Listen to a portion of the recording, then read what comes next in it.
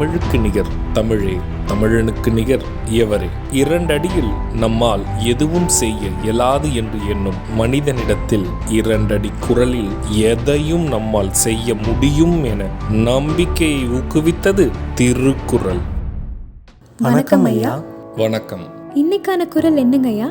இன்னைக்கான குறள் அதிகாரம் 115 அலர் அறிவுறுத்தல். குறள் எண் 1147. ஊரவர் கோவை எருவாக அன்னை சொல் நீராக நீளும் இந்நோய். இந்த குறளுக்கான பொருள் என்னங்கய்யா?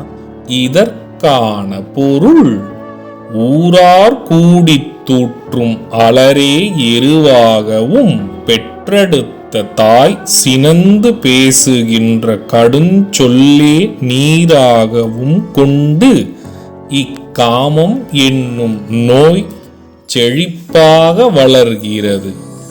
இதுக்கு ஒரு சின்ன உதாரணம் சொல்றீங்களா?